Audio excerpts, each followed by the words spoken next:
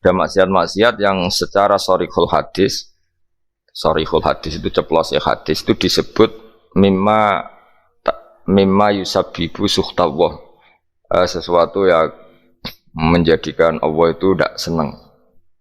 Misalnya kayak dosa rentenir, dosa menyepelekan orang mukmin, atau dosa menghalang-halangi berjalannya kebenaran. Itu adalah kalimat-kalimat atau dosa-dosa atau apa ya perilaku yang Allah jelas ngendikan itu mimma yusabbibu sukhta, sesuatu yang dadekno bencine.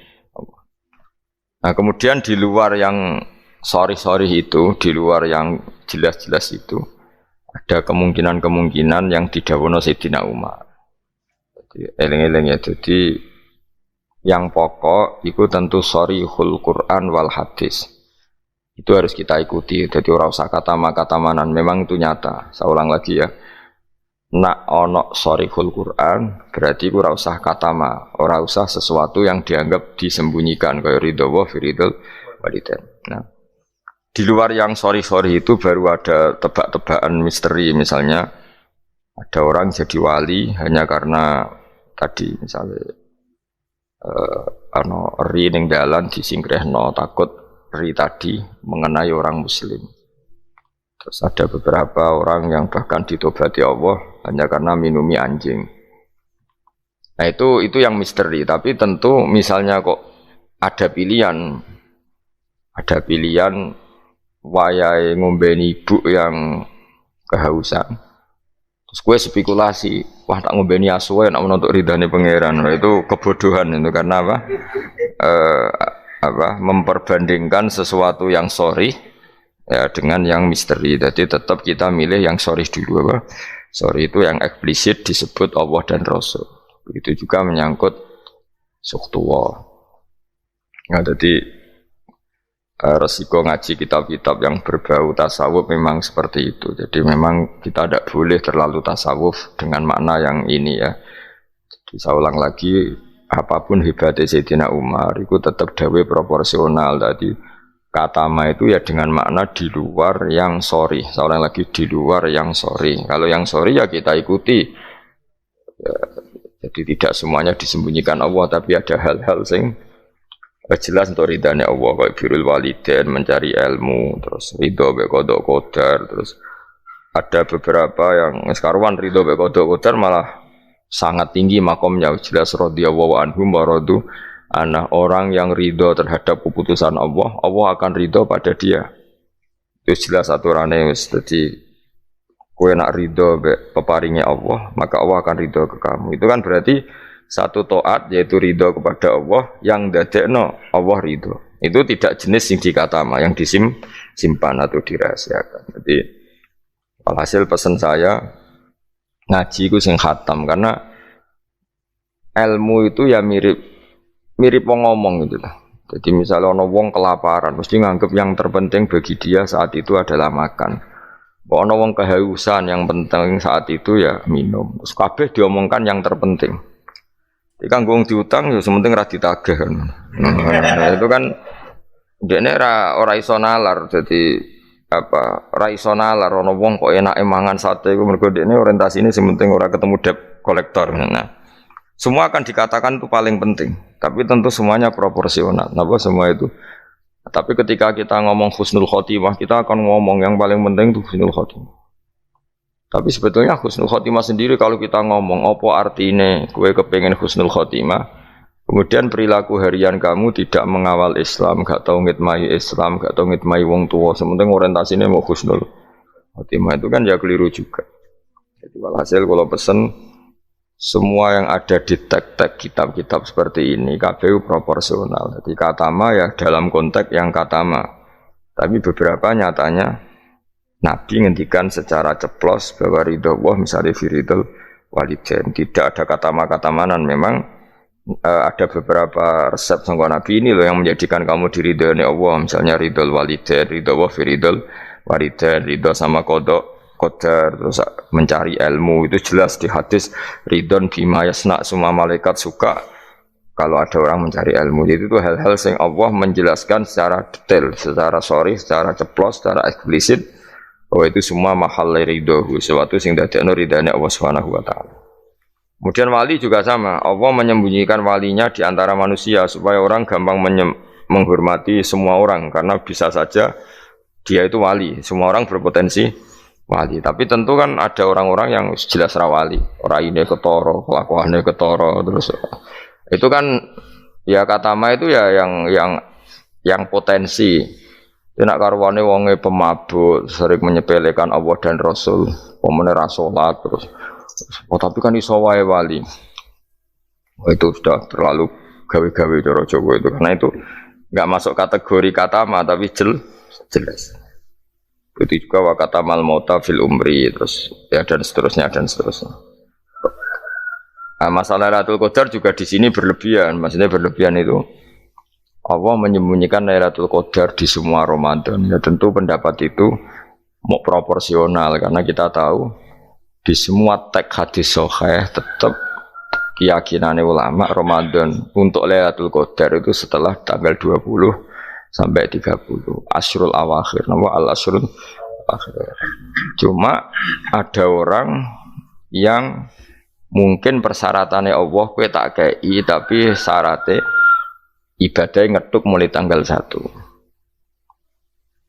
Ya, tapi tetap saja Lailatul Qadar itu fil asyril awakhir di 10 terakhir. Tapi tetap cara setare itu dimulai ibadahnya maksudnya setar ning ibadah dimulai 1 sampai 20. Tapi nak kowe misalnya duwe potensi tapi bisa saja Lailatul Qadar jatuh tanggal 1. Yaitu kharqun lil ijma' misalnya, atau kharqun lil muttafaq alaih atau kharqun li jamaahiril ulama. Kamu berarti balelo atau merusak konsensus ulama sing darani Lailatul Qadar fil asril awakhir. Jadi ngaji karena kita tidak mungkin mengkhorku ya merubah. Jadi apapun hebatnya kita misalnya sholat Lailatul Qadar mulai tanggal 1, soalnya Lailatul Qadar tanggal 2, enggak bisa seperti itu. Tetap kita meyakini fil asril awakhir. Ya jadi resiko kitab-kitab tasawuf memang apa ya hati-hati ini kadang berlebihan. Kita tetap meyakini sing sorry, saya ulang lagi sing sorry. Sing sorry, sing ceplos misalnya Kanjeng Nabi ngendikan Lailatul Qadar itu fil asril akhir, fil asril awakhir. Imam Syafi'i memilih sing autaruhu sing ganjil. Terus ada ulama yang memang milih 27. Nah sudah kita ikuti saja seperti itu. Meskipun tentu tadi karena Lailatul Qadar sifatnya pemberian ya yang mungkin Allah juga punya kualifikasi misalnya sing tenanan mulai tanggal 1 dikai sing mapak langsung tanggal 27 dianggap wong nakalan. Maksudnya kan iso wae memang aturannya seperti itu apa. Ketika mana sing ibadah mulai tanggal 1 barat orang masak itu ya nyediakno kayu bakar berproses nanti mangan. Nah sing ora proses itu sono mangan terus teko-teko njuk melok mangan. Nah kira-kira ya pantese piye ya itu. Jadi saya mohon sekali semua teks hadis itu proporsional karena hadis tidak hanya ini. Misalnya Allah itu menyembunyikan ridhonya. Jadi orang tidak akan tahu Allah ridhonya di mana. Yaitu ya keliru kalau kaidah itu umum karena ada beberapa hal yang disebut Nabi jelas ridho Allah misalnya firdal walidain itu jelas disebut ya kita harus ikut bahwa luar biasa proses ridho apa walidain apa menjadikan orang tua kita ridho. Wal maqalatul khamisatu tema qala sing kelima ngene qala dawa sapa Utsman radhiyallahu anhu. Innal mu'mina satuna wong mukmin yang bagi sayukjo apa ayakuna ento ana sapa mukmin iku masyan lumaku fi sitati anwa'in ing dalem 6 pira-pira werna. Minal khaufi sanging rasa wedine Allah. Ahadua di salah sijine sitah sing harus ditakuti ku aya khaufa. Yen wedi sapa mukmin mingki balillah sanging sisine Allah. Kita harus takut bahwa Allah bisa saja ya khudain to ngalap sapa Allah minhu sanging mukmin alimana iman. Waqtan nas ing wektu nazak. Ini tadi kalau dawe Umar tentang 6 hal yang disembunyikan Allah Ta'ala. Sekarang dawe Utsman. Ada 6 hal yang kita harus punya ketakutan lebih. Satu, ketakutan bahwa setiap saat Allah bisa saja ngambil iman kita waktan nas'i ing waktu nazak. waktu sing meh mate jenenge nazar. Ruwiya diriwayat napa ana Mas'udin sak temne Ibnu Mas'ud iku da'a iku donga sapa Ibnu Mas'ud bihada doa iklan ikhlas doa. Allahumma do Allah inni sak temne ingsun asalu jalu ingsun ka ing panjenengan imanan ing iman layar tetu kang ora bakal dadi murtad apa iman. Wa na'iman lan ingsun jalu ing nikmat layan fadu kang ora entek apa naim. Wa qurrata ainin lan tenange mripat la tangkoti kang ora putus-putus apa qurratu ainin. Wa murafaqatu nabi kalan ngancani nabi panjenengan Muhammad sallallahu alaihi wasallam fi a'la jinanil khuldi ing dalam dhuwur-dhuwure swarga khuldi. Ada 6 hal yang orang mukmin harus serius takutnya, yaitu terutama takut diambilnya iman.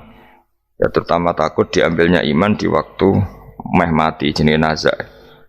Buktinya sahabat sekaliber Ibnu Mas'ud selalu berdoa Allahumma inni as'aluka imanan la yartaddu wa na'iman la yanfadu wa qurrata a'yunin la tanqati.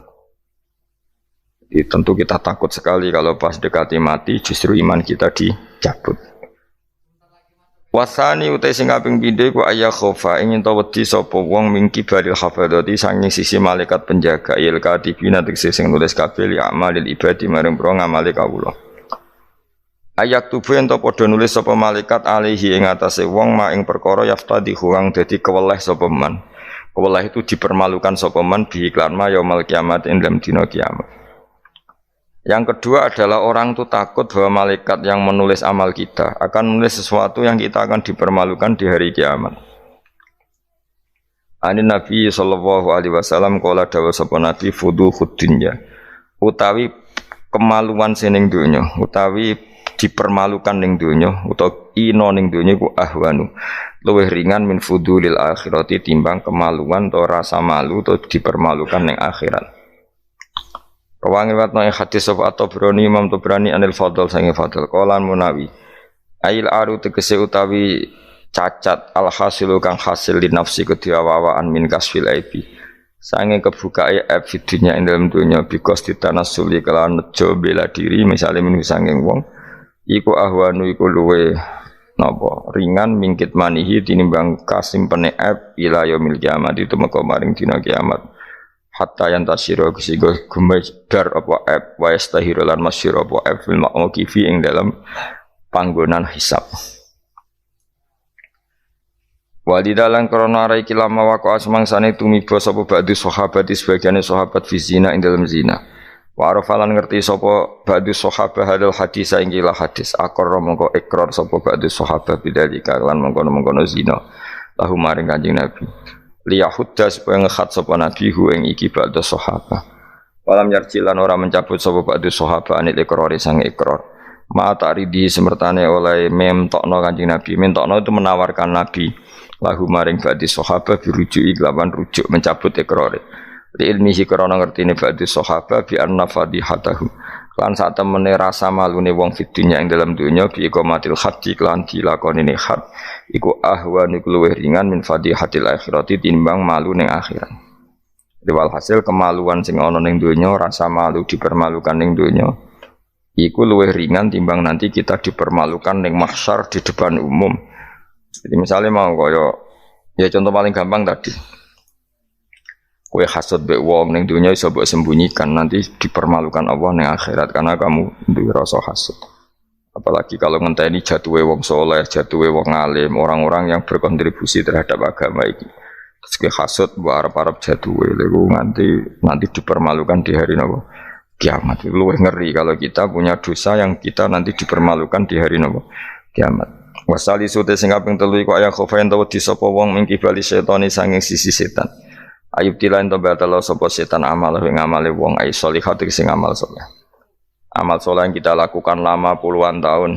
Ya mau misalnya kowe ngurmat yatim puluhan tahun ikhlas tapi setelah dia jadi dokter atau jadi orang besar ketika lupa kamu terus kowe getun karena ngamal sama seseorang yang enggak bisa balas jasa berarti amal kamu itu dibatalkan. Mulane kok ora ana wong alim kecuali cuek karena tadi tapi kadang masyarakat itu ya angel kandhanan.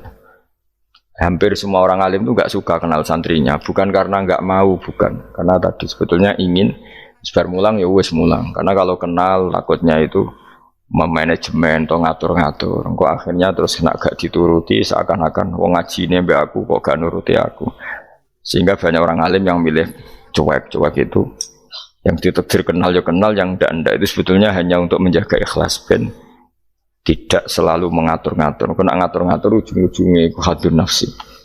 Hadun nafsi bisa membatalkan amalnya dia mulangnya itu tadi. Yang masyhur banyak orang alim yang nggak mau ditemuin muridnya, bahkan Sufyan Ats-Tsauri itu masyhur, yang boleh sowan saya harus yang nggak pernah ngaji saya, yang boleh ketemu saya yang tidak ada urusan ngaji dengan saya, karena takutnya tadi misalnya ada orang alim ngajar 10 tahun sama orang itu, seorang itu jadi orang kaya raya sukses. Kadang-kadang kan manusia ingin sesuatu karena gak dituruti, ngundat tak ulang kok gak loyal gitu. Itu jadi terus banyak ulama yang milih cuek wis. Ditegur ketemu ora ya wis. Ya tapi ada saja ulama yang nganggo syariat. Justru dikumpul lo ben ada ikatan sampai alumni, ikatan sampai macam-macam. Ya tapi itu ijtihadnya orang macam-macam. Nah, yang jelas pastikan bahwa semua itu tidak hadun nafsi, tidak karena keinginan itu. Itu memang berat aturan-aturan menjaga ikhlas itu berat. Yang jelas saya pastikan nak ono wong gawe perkumpulan grup alumni ngaji atau alumni apa saja asal ndak nafsu gak apa-apa. Tapi kalau kira-kira itu nafsu ya udah usah diteruskan, karena nanti takutnya barang yang kita lakoni misalnya kalau kula mbek jenengan kan ngaji Jalalain Amam. Saya tentu suka enggak kenal kalau nuruti karena itu lebih aman secara ikhlas. Tapi kalau terlalu begitu nanti takutnya enggak ada silaturahim, enggak ada penguatan agama Allah karena enggak ada muwasalah, enggak ada sambung menyambung.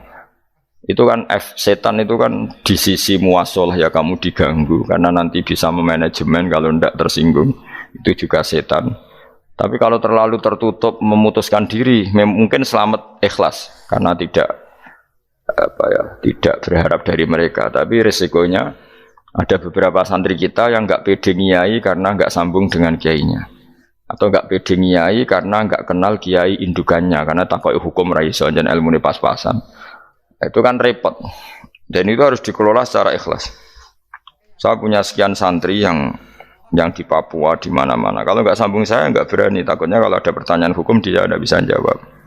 Ada orang-orang yang sebaiknya kita tidak sambung karena tipikalnya memang enggak suka sambung. Mungkin dia wataknya pemalu atau wataknya tertutup, kita kan tidak pernah tahu-tahu watak. Ya kalau maslahatnya putus ya putus, tapi jangan putus hubungan hati. Tapi dia tipikalnya orang yang enggak suka kumpul. Cara Jawa itu isinan. Kan orang itu kan macam-macam. Yang penting semuanya jangan karena hadun nafsi. Itu eleng-elengnya. Terus makanya Sufyan Ats-Tsauri masyhur. Soalnya muridnya itu moh tenan. Karena dia takut kemudian menuntut haknya sebagai guru. Nah, korek sapa yang terkenal Sayyid Hamzah Az-Zayyad itu dia pernah ada orang sowan, ya Hamzah saya ini punya utang banyak, tolong bilang sama Muhyiddin jenengan yang kaya supaya mensyafaati saya. Jawab Hamzah, saya minta air putih sama santri saya saja nggak pernah, menyuruh santri saya supaya melayani saya saja saya tidak pernah. Karena takut itu saya mengkonversi mulang saya menjadi loyalnya santri-santri dan itu menjadikan amal dunia.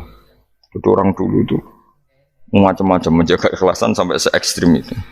Ya tentu tidak semua ulama seperti itu. Ada ulama yang suka ngongkon santri karena biar dapat barokahnya khidmah. Ada ulama yang suka minta tolong santri supaya mereka terbiasa khidmah. Itu kan istihad, yang penting pastikan diri kamu tidak ada hadun nafsi. Itu semuanya motifnya itu nafsi, itu jangan.